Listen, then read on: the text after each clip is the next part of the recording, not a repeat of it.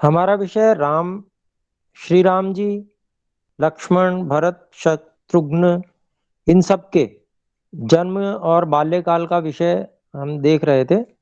उसी में हमारा कब उनका जन्म हुआ, क्या क्या उन्होंने सीखा, कैसे वो वेदों के विद्वान बन गए, कैसे धनुर्वेद आदि में पारंगत हुए, ये सब चीजें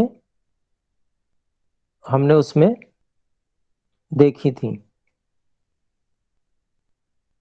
तो उनके जन्म पर किस प्रकार से उत्सव हुआ और कैसे कैसे उन्होंने, महाराजा दशरथ ने सभी को तृप्त किया, सभी नगरवासियों को प्रसन्नता में, और विद्वानों को, ब्राह्मणों को, सबको कैसे दान आदि दिया, वो सब विषय यहाँ पर पीछे आया था। और फिर ये चर्चा चल रही थी कैसे वो शूरवीर बन गए, किस प्रकार से गुरुकुल आदि में पढ़कर, और विशेष योग्यताएं उन सब ने प्राप्त की, सत्य पराक्रमी बन गए वे। तो ये सब हम परिचर्चा पहले कर चुके हैं। तो अब ये 19वें श्लोक में उसी क्रम में और आगे जो बताया जा रहा है वो हम देखते हैं। ये प्रकरण यहाँ पर अब ये चल रहा है कि उन भाइयों में कैसा प्रेम था और किन में विशेष था। तो ये बात हमने देखी थी कि 18वें श्लोक में कि श्री राम जी को लक्ष्मण बहुत अधिक प्रिय थे। तो उसी से संबंध में अगला श्लोक है। तो आप भी म्यूट पे ही रहते हुए बोलिएगा, मैं भी बोल रहा हूँ। न च तेन विना निद्राम लभते पुरुषोत्तमः मृष्टमन्नमुपानीत बध्नाति न हि तं विना। तो इसमें पदच्छेद प्रथम पंक्ति में तो लगभग लगभग है ही, न च तेन विना निद्राम लभते पुरुषोत्तमः। उसके बाद में मृष्टम अन्नम उपानीतम अश्नाति नहीं तम विना।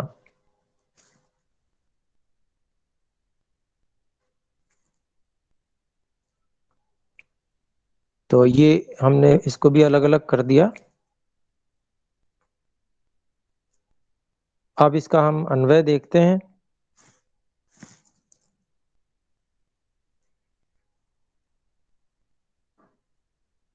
तो पुरुषोत्तम, श्री राम जी के लिए जो कहा जा रहा है पुरुषोत्तम, इस करता है, इसको हम पहले लेके आते हैं। पुरुषोत्तम तेन लक्ष्मणेन विना निद्राम न लभते। स्म हम लगा देंगे।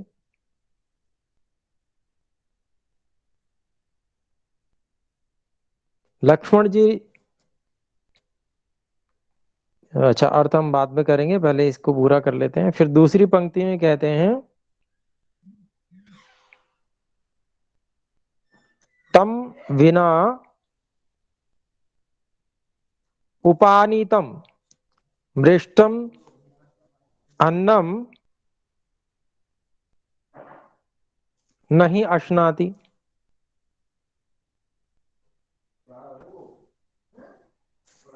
तो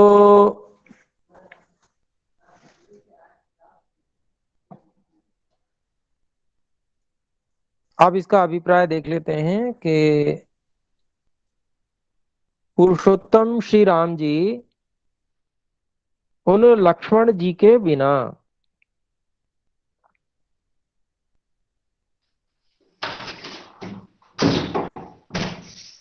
निद्रा को भी प्राप्त नहीं होते थे। अर्थात श्री राम जी लक्ष्मण जी की निकटता इतनी अच्छी थी, लगती थी कि वो उनके साथ ही पास में ही सोते थे, जैसे भाई लोग होते हैं आपस में, इतना अधिक प्रेम था। और फिर दूसरी पंक्ति में कहते हैं,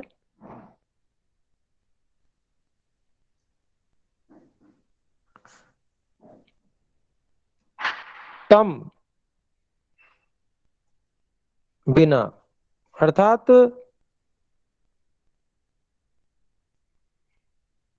लक्ष्मण को दिए बिना।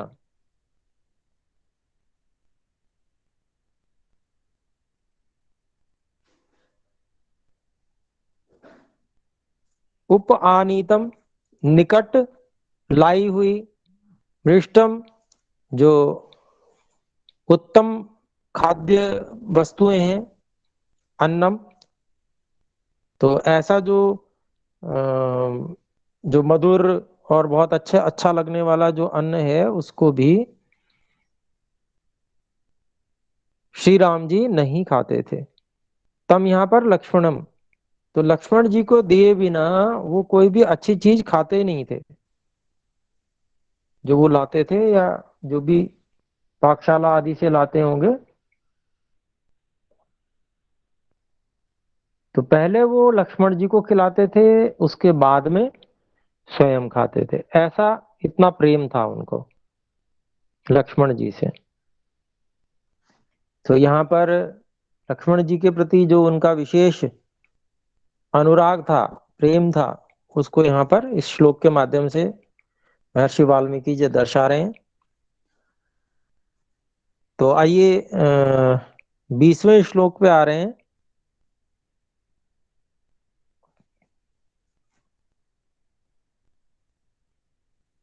यदा हि हयमारूढ़ो मृगयां याति राघवः तदैवं पृष्ठतोऽभ्येति सधनुः परिपालयन्।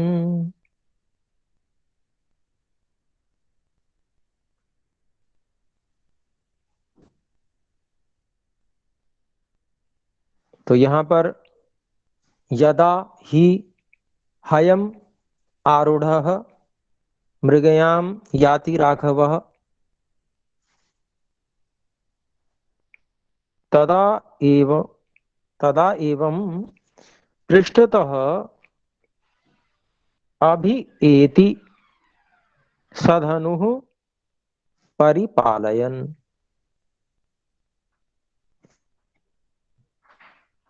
तो यहाँ पर जो बताया गया है कि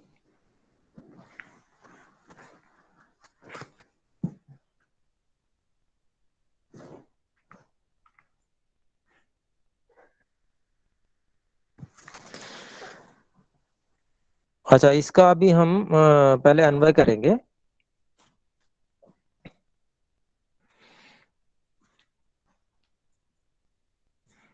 तो अन्वय में हमने देखा कि सबसे पहले यदा है, यदा ही राघवः कर्ता को ले आए, उसके बाद में हम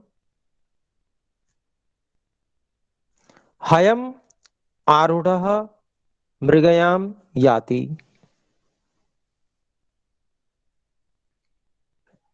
तदा पृष्ठतः परिपालयन् सधनुः।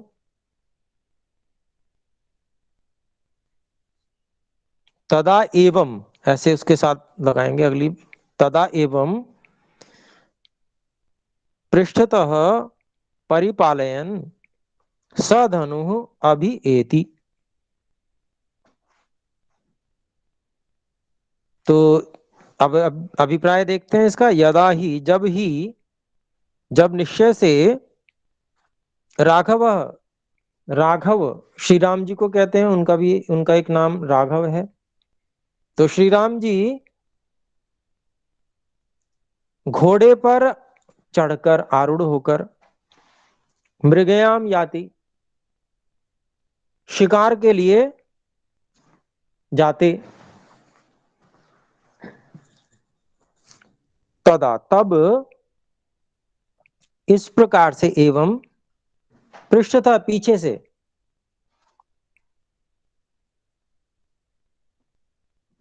रक्षा करते हुए धनुष सहित लक्ष्मण जी भी आते थे, जाते थे उनके पीछे पीछे। तो ये उनका नियम था। यहां पर ये दिखाना चाह रहे हैं कि लक्ष्मण जी भी जितना प्रेम उनको श्री राम जी से मिलता था, वो भी उनके लिए हमेशा सुसज्जित रहते, तैयार रहते थे। यहाँ पर एक और बात आ सकती है, जैसे समझ वाली दृष्टि से, कि श्री राम जी भी ऐसे वन्य पशुओं को मारने के लिए जाते थे। शिकार शब्द यहाँ प्रयोग किया गया है। तो यहाँ पर ये समझना चाहिए, ध्यान रखना चाहिए, और राजा का ये कर्तव्य होता है कि वन्य जो जीव होते हैं, ऐसे जीव वन्य जो ग्राम्य लोगों को हानि पहुंचाते हैं,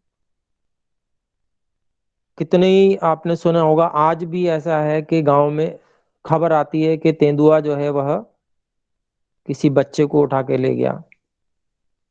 नरभक्षी हो जाते हैं ऐसे। तो ऐसे जो प्राणी होते हैं उनसे प्रजा की रक्षा करना, यह राजा का कर्तव्य होता है, उत्तरदायित्व होता है। और ऐसे जो जानवर जिनके मुंह मनुष्य का खून लग जाता है, ऐसे पशुओं को मारना बहुत अधिक अनिवार्य हो जाता है। तो इस कारण से जो राज परिवार है उसमें से कोई ना कोई इस कार्य के लिए, क्योंकि वे ही सबसे अधिक बलशाली होते थे, सभी प्रकार से बल आदि से संपन्न, आयुधों से संपन्न होते थे। तो प्रजा की रक्षा का जो उत्तरदायित्व होता था, वो ऐसे राज परिवार पर होता था। तो जब राजकुमार बड़े बड़े हो गए, योग्य हो गए, पराक्रमी हो गए, तो फिर राजा जो ऐसे कार्य छोटे छोटे हैं वो अपने पुत्रों को भी देते थे। तो ये ऐसा समझना चाहिए, ऐसा नहीं समझना चाहिए कि जो उस तरह का शिकार है जिसका निषेध किया गया है वेद में, वैसा कोई भी शिकार श्री राम जी नहीं करते थे, क्योंकि क्योंकि वो वेदों के विद्वान थे। और वेद में परमात्मा ने जिस चीज का निषेध किया है वो वैसा कभी भी नहीं कर सकते हैं। महर्षि ऋषियों ने, मनु आदि जो ऋषियों ने जिस चीज का निषेध किया है, जिसको राजाओं के लिए गलत बताया है, वो कभी भी नहीं कर सकते। तो ऐसा जहां प्रकरण आता है, तो अपने लोगों को बिल्कुल ठीक ठीक संगति लगानी चाहिए, क्योंकि श्री राम जी मर्यादा पुरुषोत्तम थे। और उन्होंने कभी भी आजीवन किसी भी मर्यादा का भंग नहीं किया। और मर्यादा क्या होती है? मर्यादा तो ऋषियों की बनाई हुई जीवन शैली, व्यवहार शैली, वही होती है मर्यादा। उसके अंतर्गत ही सारा समाज रहना चाहिए। अगर समाज उससे बाहर, मर्यादाओं को तोड़कर बाहर निकलता है, समाज में से कोई भी व्यक्ति अमर्यादित हो जाता है, उससे समाज को बहुत बड़ी हानि होती है। वेद के अनुसार, ऋषियों के अनुसार वह मर्यादाएं तय की जाती हैं, और उन मर्यादाओं का पालन हर व्यक्ति को करना होता है। और श्री राम जी के विषय में तो ये आज तक कितना अधिक प्रसिद्ध है कि वो मर्यादा मर्यादा पुरुषोत्तम थे। उसी के कारण से उनकी जो है आज तक पूजा होती है, उनकी स्मृति में उनका पूजन किया जाता है। ऐसा अभी तक चला आ रहा है, एक परंपरा चली आ रही है। तो ऐसे व्यक्ति, ये जो ऋषियों के विधान से विरुद्ध कभी भी इस तरह का कार्य नहीं कर सकते।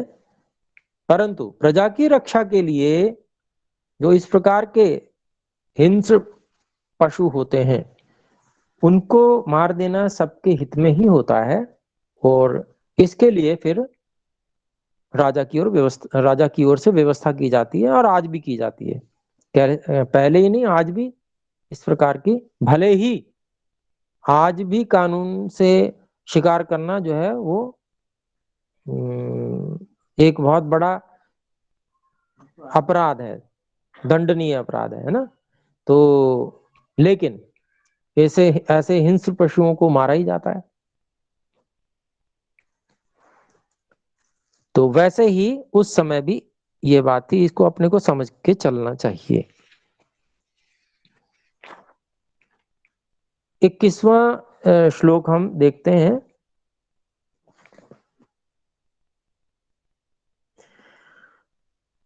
इसमें भी भरत और शत्रुघ्न के विशेष प्रेम को और अनुराग को दिखाया गया है इस श्लोक में। तो मैं पढ़ता हूं। भारतस्यापि शत्रुघ्नो लक्ष्मणावरजो हि सः प्राणैः प्रियतरो नित्यम् तस्य चासीत् तथा प्रियः।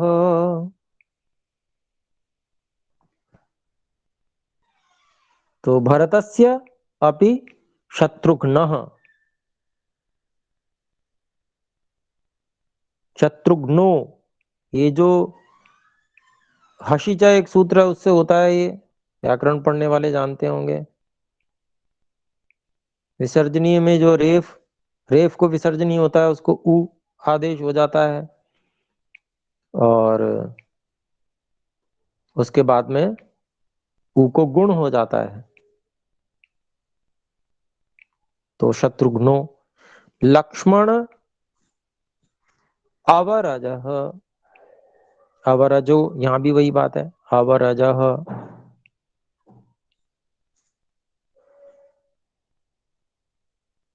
ही सह। फिर है प्राणैः प्रियतरः, प्रियतरो हो गया, देखिए प्रियतरः नित्यम तस्य च आसीत तथा प्रियः।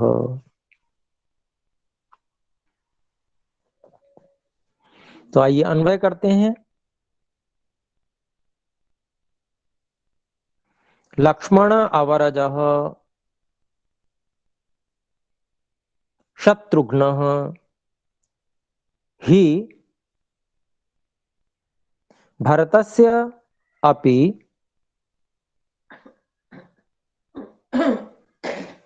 प्राणैः प्रियतरः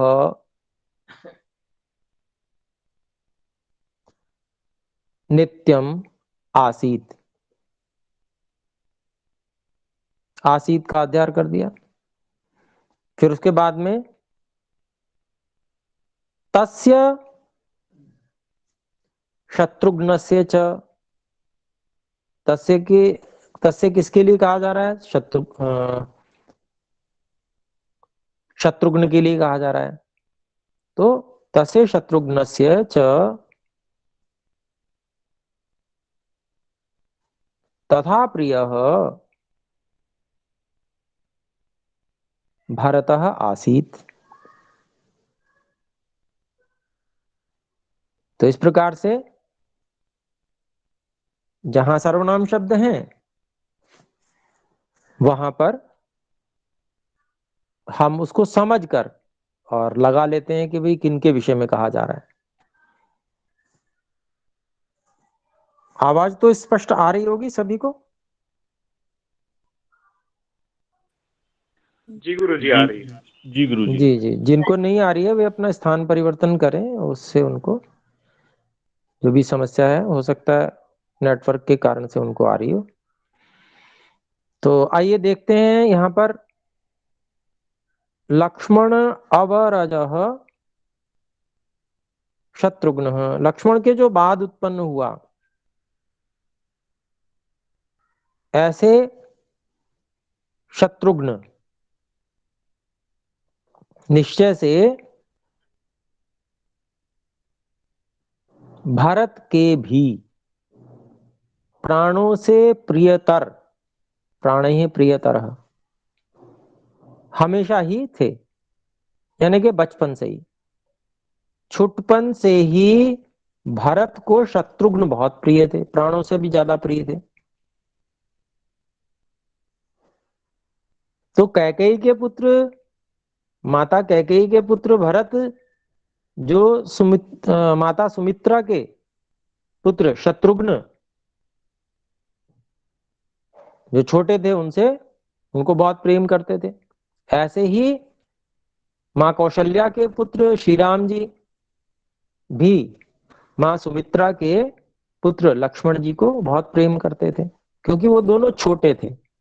तो जो बड़े भाई होते हैं उनका स्नेह छोटे भाइयों पर विशेष रहता ही रहता है।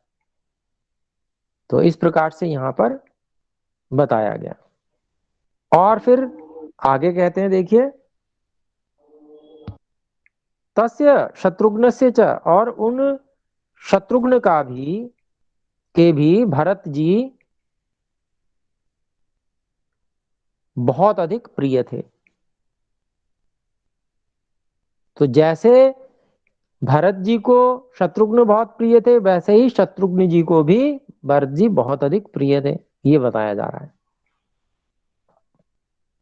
तो जिससे ज्यादा वात्सल्य मिलता है, ज्यादा प्रेम मिलता है, उसके प्रति आकर्षण हो ही जाता है।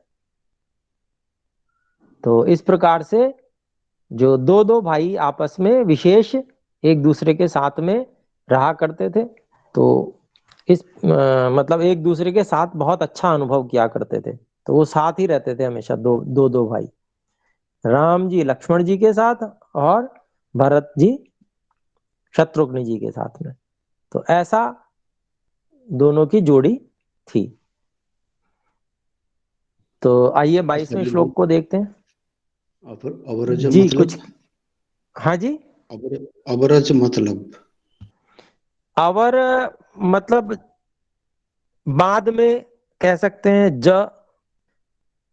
जह मतलब जन्म जिसने लिया है ना। लक्ष्मण जी के भी बाद में हुए ना शत्रुघ्न, सबसे छोटे थे। सबसे बड़े श्री राम थे, उनसे छोटे भरत थे, फिर तीसरे नंबर के लक्ष्मण जी थे, और उनसे भी बाद में शत्रुघ्न हुए थे। यद्यपि दोनों एक ही दिन हुए थे, लक्ष्मण और शत्रुघ्न एक ही दिन हुए थे, लेकिन समय का अंतर रहा होगा थोड़ा सा। जुड़वा होते हैं जैसे, तो कुछ मिनट का अंतर रहता है।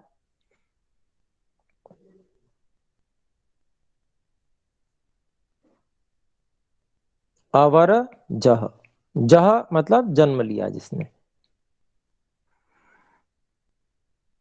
पीछे जन्म लिया जिसने। तो 22वें में देखते हैं, 22वें श्लोक में 22वें और 23वें में संबंध है। तो ऐसा करके अर्थ किया है। तो दोनों को हम एक एक करके पढ़ लेते हैं, फिर उसके बाद में अन्वय करके अभिप्राय देख लेंगे। ते यदा ज्ञान संपन्ना सर्वे समुदिता गुणैः ह्रीमन्तः कीर्तिमन्तश्च सर्वज्ञा दीर्घदर्शिनः। 23वां श्लोक भी हम अभी ही देख लेते हैं, पढ़ लेते हैं। तेषामेवं प्रभावानां सर्वेषां दीप्ततेजसां पिता दशरथो हृष्टो ब्रह्मालोकाधिपो यथा। तो ये 22वां और 23वां हमने श्लोक साथ में पढ़ा। इसका हम जो पदच्छेद भी देख लेते हैं। पदच्छेद में तो वैसे लगभग लगभग थोड़ा बहुत ही हमें आवश्यकता है कहीं देखने की। ते यदा ज्ञान संपन्ना सर्वे समुदिता गुणैः ह्रीमन्तः कीर्तिमन्तश्च, तो कीर्तिमन्तः च सर्वज्ञ दीर्घदर्शिनः अलग अलग है ही।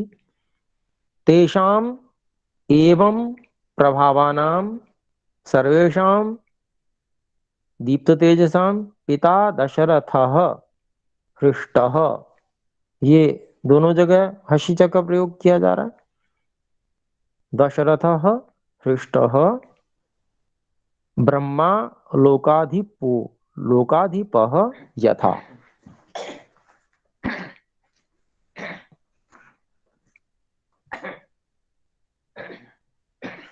तो आइए इसका हम देखते हैं, अन्वय कर लेते हैं 22वें और 23वें का। तो तदा, नहीं यदा, ते यदा यहां से है ना, तो यदा ते सर्वे ज्ञान संपन्नाः गुणैः समुदिताः ह्रीमन्तः कीर्तिमन्तः च सर्वज्ञाः दीर्घदर्शिनः अभुवन। अभुवन हमने लगा लिया।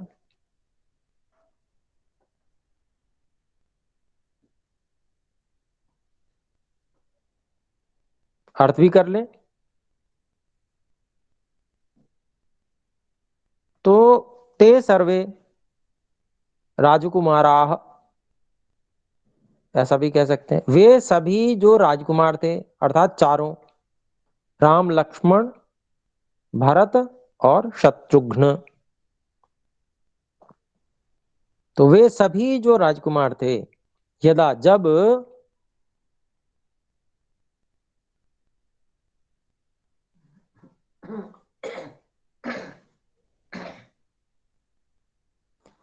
ज्ञान संपन्ना, चारों वेदों के विद्वान, ज्ञान से पूरे परिपूर्ण,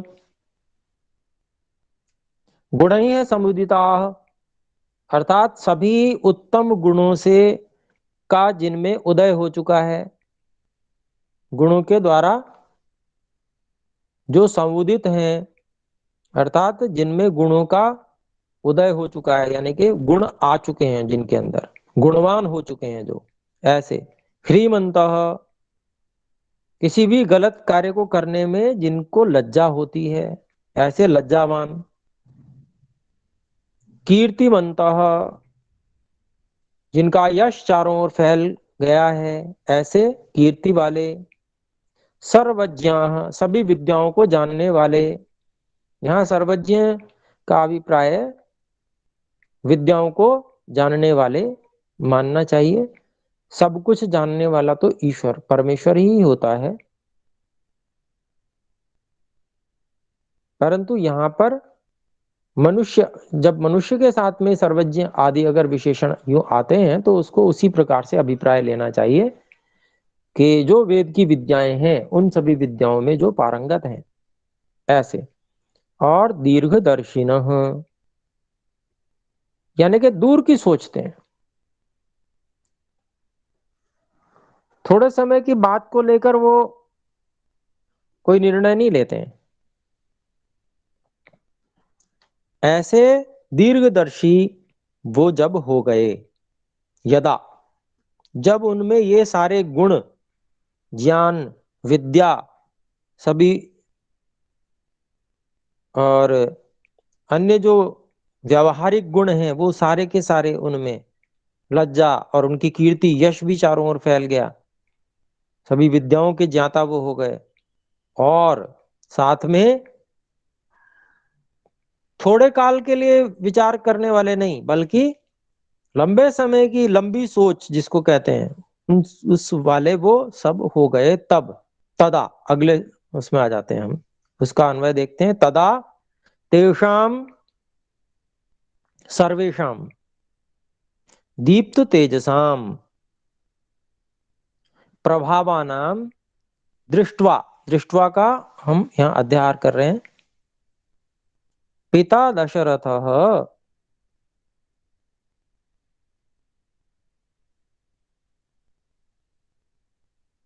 एवं हृष्ट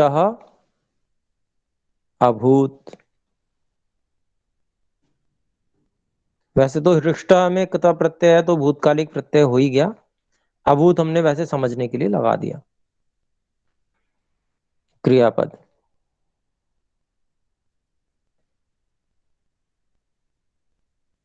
यथा ब्रह्मा लोकाधिपः हृष्ट अभूत, हृष्ट अभूत को हमने यहां भी लगा दिया। तो अब देखिए, तो जैसी हमने पिछले श्लोक में बात कही कि जब वे सब इतने ज्ञान संपन्न, कीर्तिमंत, ह्रीमंत हैं, सभी विद्याओं को जानने वाले, सभी गुणों उनमें आ गए, दीर्घदर्शी, ये सब गुणों से जब युक्त हो गए, तब तदा तेषाम तेषाम सर्वेशम, उन सभी राजकुमारों के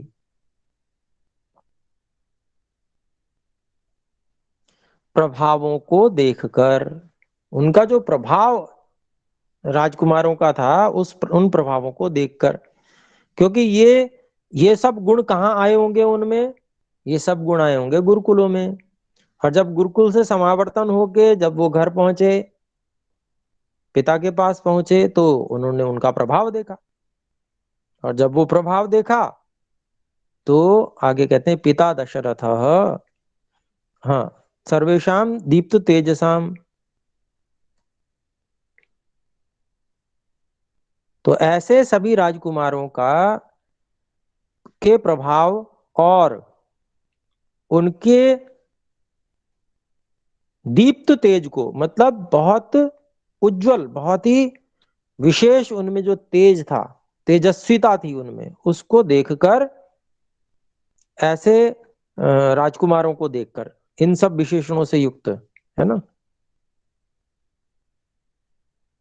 उनका जो विशेष प्रभाव था और उनका जो विशेष तेजस्विता थी उनमें, चमकते हुए चेहरे तेज से, ऐसे सब देखकर पिता दशरथ, पिता जो दशरथ थे, हृष्टः वो बहुत प्रसन्न हुए। और एवं ऐसे प्रसन्न हुए, इस प्रकार के प्रसन्न हुए, यथा ब्रह्मा लोकाधिपः, हृष्टः भूत, जैसे सभी लोकों के स्वामी ब्रह्मा, लोकाधिपः ब्रह्मा प्रसन्न हुए थे। तो ब्रह्मा क्यों प्रसन्न हुए थे? तो सृष्टि के आरंभ में जब 4 ऋषियों को परमात्मा ने वेदों का ज्ञान दिया, तो सबसे उनमें सबसे पहले ऐसे ब्रह्मा ऋषि ही थे जिन्होंने चारों ऋषियों के पास में जाकर और चारों वेदों का ज्ञान प्राप्त किया। तो ये ब्रह्मा ऋषि ही थे जिन्होंने चारों ऋषियों से चारों वेदों का ज्ञान प्राप्त किया। तो पहले जो चारों वेदों के विद्वान थे, सबसे पहले वो ब्रह्मा जी ही थे। और जब चारों वेदों का ज्ञान विज्ञान उन्होंने प्राप्त कर लिया और उसका प्रयोग भी आ गया उनको, तो उन्होंने समाज की व्यवस्था को बनाया। तो जिसने समाज की व्यवस्था को बनाया वो सारे संसार का स्वामी हुआ। तो जब उन्होंने सारे संसार की व्यवस्था को बना दिया, सब लोगों को एक व्यवस्था में बांध दिया, वर्णाश्रम व्यवस्था में, वेदों का ज्ञान, वेदों के ज्ञान की जो गुरुकुली प्रणाली परंपरा थी उसका भी, उसकी स्थापना कर ली, वर्णाश्रम व्यवस्था की सब पूरी तरह से भली प्रकार से स्थापना कर ली। तो उस सारी सुंदर व्यवस्था को जो ईश्वर ने बताई वेदों में, उस सब को देखकर वे भी प्रसन्न हुए, ब्रह्मा जी भी। तो जैसे ब्रह्मा जी ईश्वर के आदेश का पालन करके समाज में उत्तम व्यवस्था बनाकर प्रसन्न हुए, ऐसे ही महाराजा दशरथ भी अपने चारों राजकुमारों के गुणों को, उनके तेज को, उनके प्रभाव को देखकर बहुत प्रसन्न हुए। तो ये तुलना बताई जा रही है, उनसे तुलना की जा रही है, उपमा दी जा रही है उनकी। जैसे ब्रह्मा जी प्रसन्न हुए थे, वैसे ही महाराजा दशरथ भी प्रसन्न हुए। फिर आगे हम अब 24वें श्लोक पर चलते हैं। 24वां श्लोक है, ये अंतिम श्लोक है इस सर्ग का, नवम सर्ग का। ते चापि मनुज व्याघ्रा वैदिकाध्ययने रताः पितृशुश्रूषणरता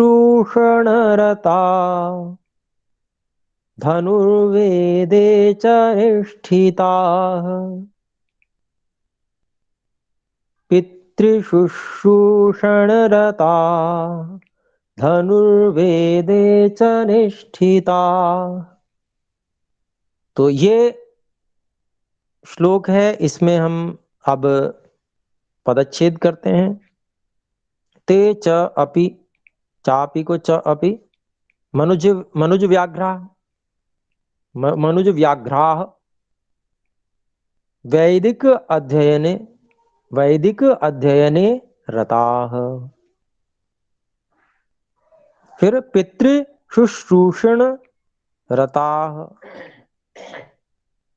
धनुर्वेदे च निष्ठिताः। इसका हम अन्वय करते हैं। ते च मनुज व्याघ्राः अपि वैदिक अध्ययने रताः आसन।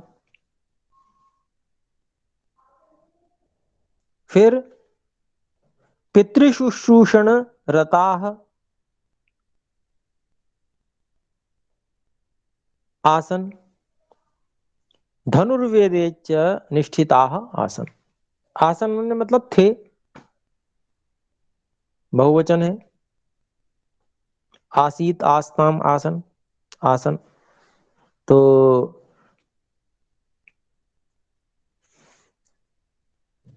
इसका अभिप्राय क्या हुआ?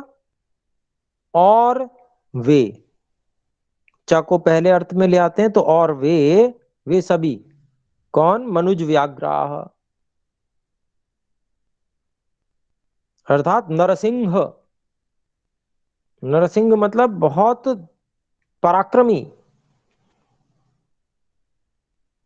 देख के ही कोई व्यक्ति और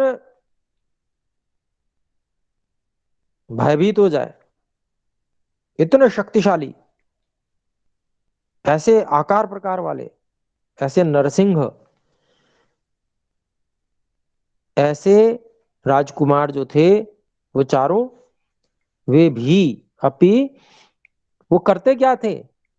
जब वो घर पे आ भी गए, समावर्तन हो भी गया, तो भी वो वैदिक अध्ययने रताः, वेद और वैदिक साहित्य को के अध्ययन में हमेशा लगे रहते थे। एक दूसरे का सहयोग करते थे अध्ययन में। जो भी अध्ययन करेगा वो अध्ययन की चर्चा भी करेगा।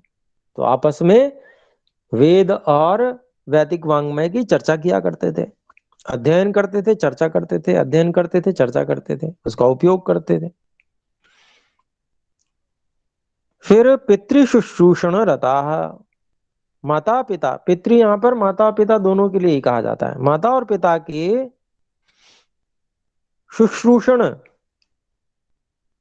मुख्य रूप से सुनने के अर्थ में होता है, लेकिन यहां पर सेवा और शुश्रूषा दोनों समझनी चाहिए।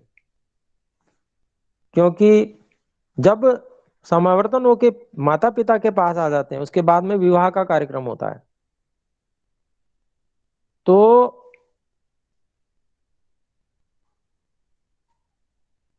ब्रह्मचारी के लिए दो यज्ञों का विधान है, ब्रह्म यज्ञ और देव यज्ञ। यानी कि ब्रह्म यज्ञ के अंतर्गत आ गया संध्या उपासना, ध्यान और वेदों का अध्ययन, वेद वेदांग इन सब का अध्ययन, ये हो गया ब्रह्म यज्ञ। और देव यज्ञ क्या हो गया? वो जो जड़ देव और चेतन देव हैं, विद्वान हैं, और जो जड़ देव हैं मुख्य रूप से उनके लिए है वो देव यज्ञ। तो उनके लिए आहुति प्रदान करना यज्ञ में, वो देव यज्ञ है। उनकी शुद्धि हो, दुर्गंध का नाश हो, सर्वत्र सुगंधी हो और नैरोग्य हो, सब चीजें इसके लिए वो देव यज्ञ। तो जो ब्रह्मचारी हैं, जब तक गुरुकुल में है तब तक केवल इन दो यज्ञों का विधान है। लेकिन जैसे ही समावर्तन हो गया और पिता के घर आ गए, इसका मतलब अब उनको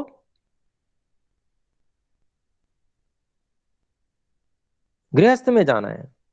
तो गृहस्थ में जाना है, समावर्तन होगा ही उसका जिसने गृहस्थ में जाना है, और जिसको गृहस्थ में जाना नहीं है वो आएगा ही नहीं, वो गुरुकुल ही रहेगा, आजीवन ब्रह्मचारी जिसको रहना है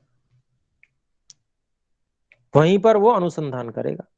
लेकिन जो घर आ गया इसका मतलब वो विवाहित होगा, और फिर वह पंच महायज्ञ जिसमें माता पिता की सेवा भी आती है, पितृयज्ञ जिसे कहते हैं, तो उसको भी करता है। तो जब वो घर आ गए तो उन्होंने पितृयज्ञ भी प्रारंभ कर दिया, यानी कि माता पिता की सेवा शुश्रूषा ये उन्होंने आरंभ कर दिया। तो वो माता पिता के जो बातें हैं, क्योंकि सेवा के लिए तो कोई कमी थी नहीं, राजा के यहाँ जो सेवकों की कोई कमी नहीं होती है, लेकिन फिर भी जो व्यक्तिगत उनके कार्य अपने जो अपने हाथ से करने योग्य होते हैं वो सब वो स्वयं करके उनकी सेवा करते थे। इस प्रकार से समझना चाहिए, उनकी बात सुनना, वो क्या कह रहे हैं, क्या उपदेश दे रहे हैं, क्योंकि पिता भी कोई कम विद्वान नहीं थे, वो भी चारों वेदों के विद्वान थे, माता भी विदुषियां थी। तो यद्यपि वो भी गुरुकुल से सब पढ़ के आए, लेकिन जितना अनुभव राजा के जीवन में, महाराजा दशरथ के जीवन में था, कैसे उन्होंने उस साम्राज्य को खड़ा किया था, कैसे उन्होंने उतना सुंदर उतनी उत्तम व्यवस्थाओं को बनाया था, सारा अनुभव उनके पास में था।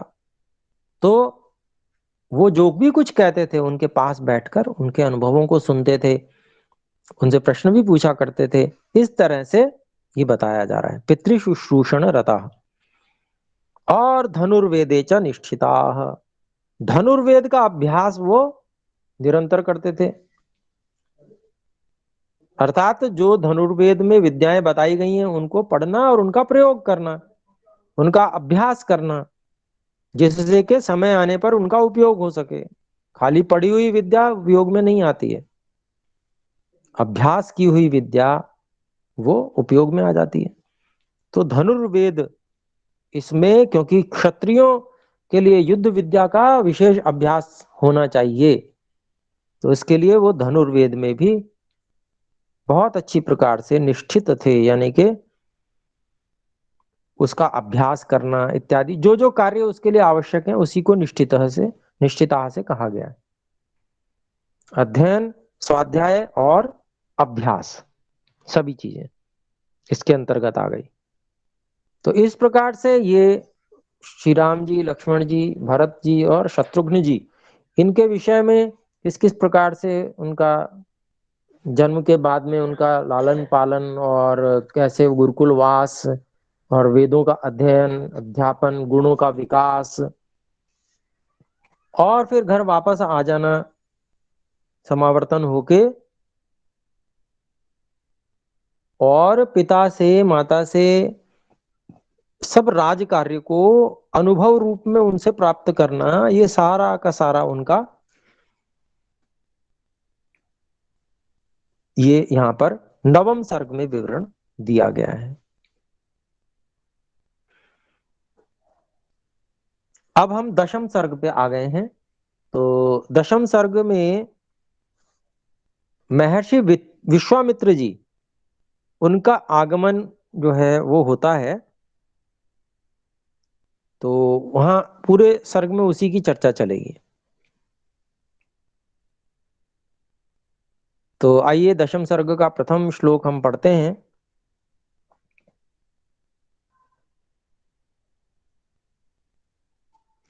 अथ राजा दशरथो राजकार्य प्रसंगतः चिंतयामास धर्मात्मा सोपाध्ययश्च मंत्रिणः सोपाध्यायश्च मंत्रिणः। तो इस श्लोक में इसका हम अलग अलग कर रहे हैं शब्दों को। अथ राजा दशरथः राज कार्य प्रसंगतः चिंतयामास लिट लकार का रूप है। धर्मात्मा स उपाध्यायः च मंत्रिणः। तो इसका अन्वय देखते हैं। अथ एकस्मिन् दिने का हमने अध्ययन किया।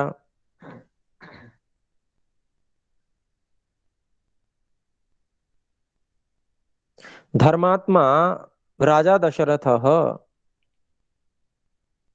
राजकार्य प्रसंगतः स उपाध्यायः च मंत्रिणः च चिंतयामास। तो अर्थ जो है वो सर्ग प्रारंभ के लिए भी है और के लिए और अर्थ भी कह दिया जाता है। तो फिर और एक दिन ये बहुत सुंदर सब चल रहा था। राजकुमार जो थे वो सेवा शुश्रूषा किया करते थे और धनुर्वेद का अभ्यास किया करते थे, सब चल रहा था। उसी बीच एक दिन की बात है जब जो धर्मात्मा महाराजा दशरथ थे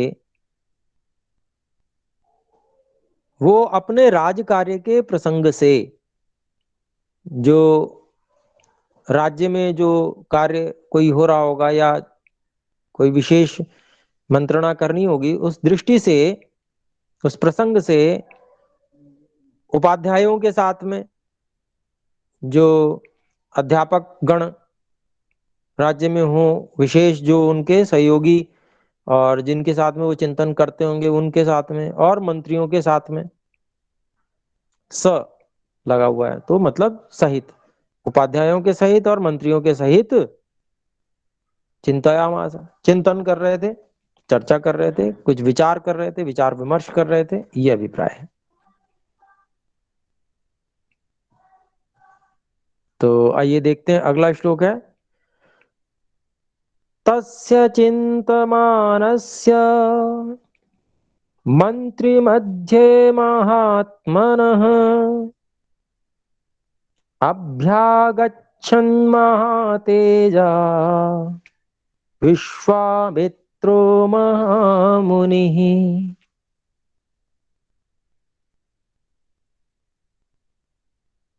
तो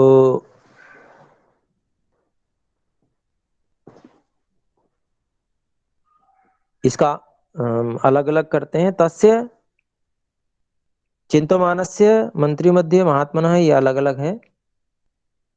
अभि आगच्छन् महातेजाः विश्वामित्रः महामुनिः, अलग अलग हो गया। और अब हम अन्वय करते हैं। देखिए, मंत्री मध्य तस्य चिंतमानस्य महात्मनः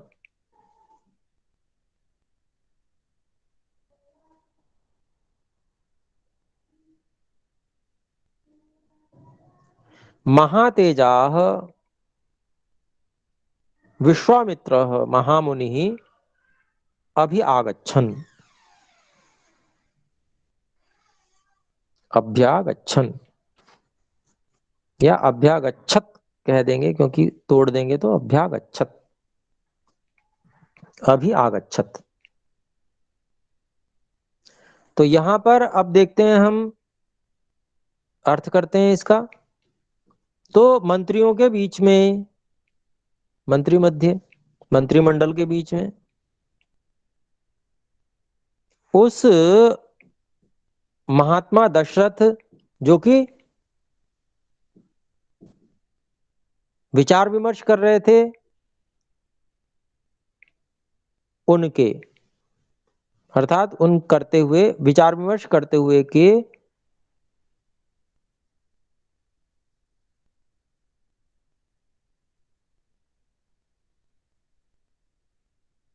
महामुनि, महातेज जो महा महातेज वाले महामुनि ऐसे विश्वामित्र जो है वो वहां पर पधारे। अर्थात जब वो मंत्रिमंडल के साथ में महात्मा दशरथ जी, महाराजा दशरथ जी चिंतन कर रहे थे, तो उसी बीच महातेज वाले महामुनि विश्वामित्र जी वहां आए।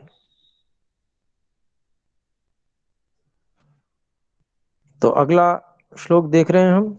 स राज्यो दर्शनाकांक्षी द्वाराध्यक्षानुवाचः शीघ्रमाख्यातमां प्राप्तं कौशिकं गाधिनः सुतम्।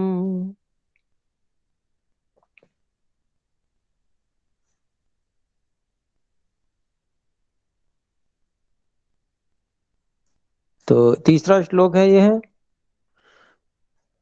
और इसको अलग अलग देख लेते हैं। स राज्य, राज्यों कर दिया है संधि के अनुसार। दर्शनाकांक्षी, द्वाराध्यक्ष अनुवाच, ह नहीं, गलत थोड़ा। द्वाराध्यक्षान उवाच ह। तो द्वाराध्यक्षान बालकान, जैसे बालक के रूप चलते हैं, द्वितीय बहुवचन द्वाराध्यक्षान उवाच ह। फिर शीघ्रम आख्यात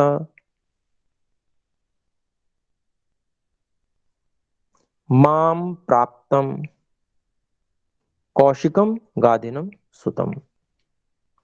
अब इसका अन्वय देखते हैं हम।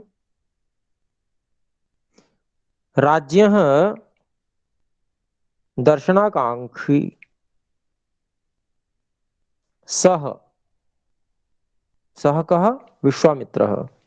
तो राज्य है दर्शनाकांक्षी सह महर्षि विश्वामित्र, महामुनि विश्वामित्र उवाच, द्वाराध्यक्षान उवाच, यत, इसका अध्ययन कर लिया, शीघ्रम आख्यात कौशिकम गाधिनम सुतम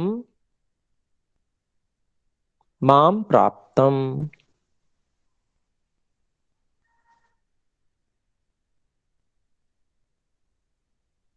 तो अब इसका अभिप्राय देखते हैं।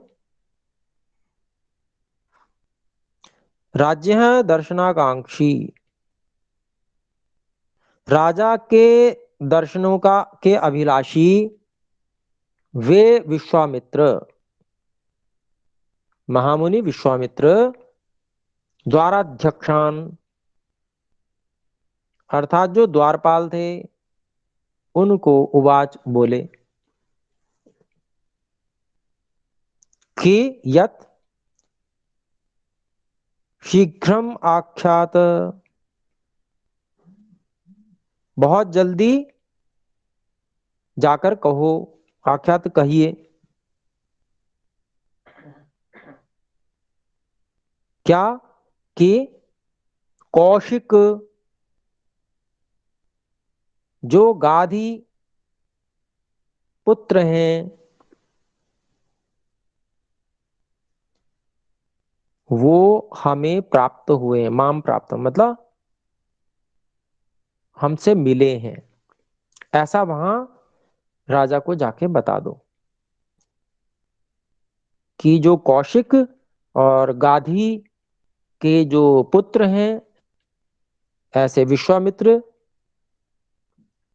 हमको मिले हैं, ऐसी सूचना देने के लिए उन्होंने कहा।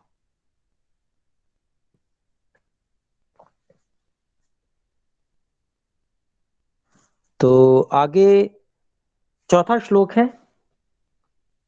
अच्छा, समय समाप्त हो चुका है।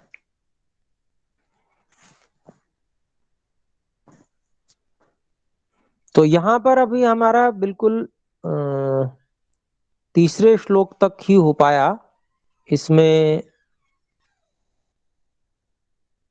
केवल अभी विश्वामित्र जी द्वार तक पहुंचे हैं और द्वारपालों को ये कहा है कि भाई जाके बताइए राजा जी को कि जो कौशिक और गाधी ऋषि के पुत्र वो आए हैं। तो इतनी बात होके फिर उसके बाद में आगे हम देखेंगे। तो वो खबर जाएगी वहां पर, फिर वो प्रसन्न होके उनको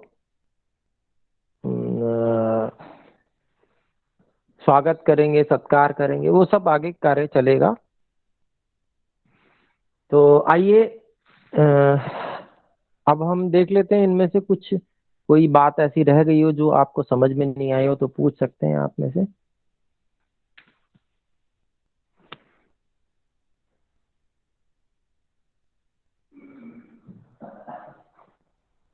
ओम। तो मैं समझता हूँ सभी बातें। जी कहें कहें। हाँ जी, ये जैसे था ना, जो 23वां श्लोक है। जी मेरी आवाज शायद नहीं पहुंच रही। जो 23वां श्लोक जी, पहुंच रही है जी, पहुंच रही है। नवम सर्ग हाँ का। 23 मार्च। जी जी, बिल्कुल। तो उसमें हाँ जी जैसे, मिल गया। हाँ, तो उसमें थोड़ा सा ये है, जो ब्रह्मा लोकाधिपो यथा।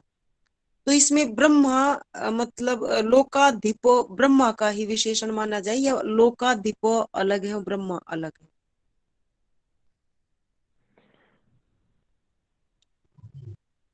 जी मुझे तो ऐसा लग रहा है जी विशेषण मानना चाहिए, क्योंकि अ, उसका कारण ये है कि उसमें प्रथमा ही हमें दृष्टिगोचर हो रही है, लोकाधिप हमें, और जी ब्रह्मा में भी प्रथमा ही है। तो इस कारण से हमें वही लेना पड़ेगा विशेषण।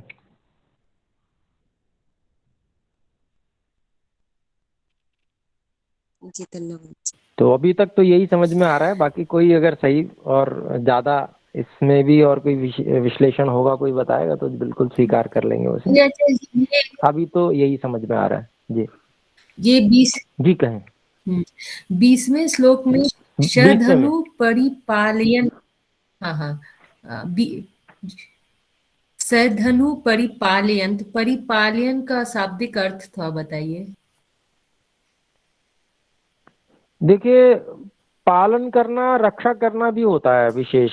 पालन करना सामान्य रूप से तो वैसे पालन करना अर्थ होता है जो पालन पोषण करने के अर्थ में होता है प्रायः, है ना। लेकिन रक्षा करने के अर्थ में भी ये पालन शब्द का प्रयोग होता है।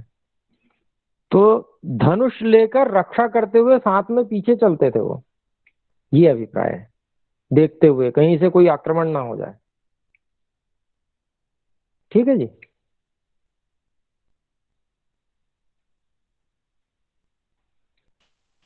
धन्यवाद गुरु जी। ओम। जी स्वागत है। जी कहें। ओम। गुरुजी अभी तक जहां भी आ जी रहा था कहें कहें। अब्रवीत। जी गुरुजी थोड़ा सा लैगिंग हो रहा है वॉइस का। अभी तक जहां भी हाँ था जी। अब्रवीत आ रहा था, यहाँ पे अभी तीसरे श्लोक में आया उवाच। तो इसको कैसे अंतर क्या देख सकते हैं, या यहाँ पे हम क्या सीख सकते हैं कि अब्रवीत ना आके उवाच आया है? इस पे थोड़ा कुछ बताते। जी ये तो देखिए विवक्षा है, वो भी उसी अर्थ में प्रयोग होता है अब्रवीत। वो अब्रवीत जो है वो लंग लकार का प्रयोग हुआ, और उवाच जो है वह उवाच ऊचतुः ऊचुः लिट लकार का प्रयोग हुआ, है ना। तो दोनों कर सकते हैं प्रयोग, दोनों में कोई दिक्कत नहीं है। वो अनद्यतन भूतकाल है और ये परोक्ष भूतकाल है ना। तो कर सकते हैं, कोई दिक्कत नहीं है। और जी गुरुजी। साहित्य है, और उसमें साहित्य में सुंदरता तभी होती है जब थोड़ा सा बदल बदल के सामने आए। तो अच्छा है, सुंदर है, और ज्ञानवर्धन भी हो रहा है हमारा। जी गुरुजी धन्यवाद। जी स्वागत है। तो मैं समझता हूँ प्रश्न अब नहीं है, तो एक बार हम सब ओम का उच्चारण करें और कक्षा को विराम करते हैं।